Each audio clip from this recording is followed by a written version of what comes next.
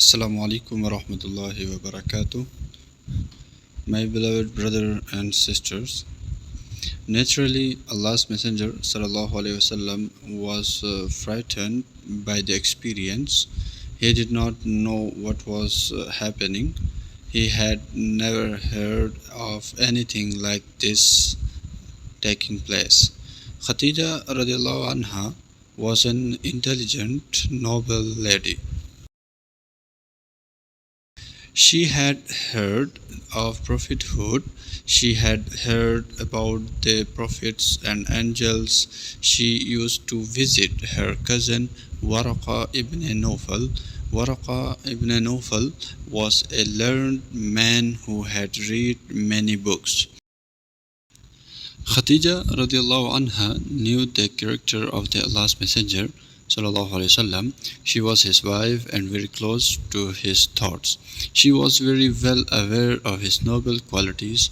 She felt that Allah's Messenger sallallahu alaihi wasallam had been given Allah's support. She said to the Prophet ﷺ with confidence, Allah will never disgrace you. You keep good relation with your relatives. You support the weak. You help the poor and the needy. You entertain guests and you endure hardship in the path of truthfulness. Khadija radiallahu anha then decided to consult her cousin, the learned Waraqa ibn Nawfal. She took the Prophet ﷺ to see him.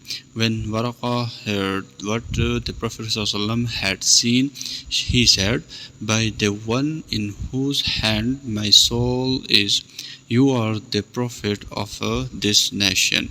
There was the same angel who was sent to Musa alayhi salam.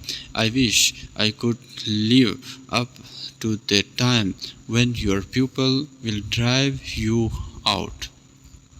Allah's Messenger ﷺ was surprised at what Waraqa had said. He was astonished about the Quraysh driving him out of Mecca because he knew his own position among them. They are called him the truthful and the trustworthy. He asked, "Will the people drive me out?" "Yes," Waraqa answered. "No man has ever brought anything like what you have brought without his people rejecting him and fighting him. I am already old now. If I am alive on that day, I will give you support." Afterwards, the Prophet ﷺ kept visiting the cave of Hira, but no revelation came to him for some time. One day, while he was walking, he heard a voice from the sky. He looked up and saw the same angel who had visited him in the cave of Hira. This time he was sitting on a chair between the earth and the sky. He got frightened and hurried back home. He asked his wife Khadija to cover him. Then Allah revealed the following verses. Bismillahir Rahmanir Rahim. Ya ayyuhal muddassir qum fa'anzir wa rabbaka fakabbir wa siyabaka fatahhir wa rujza fahjur. The translation: O you covered in garments, arise and warn and glorify your Lord and purify your clothing and keep away from the idols. From that on, the revelation kept coming after short intervals.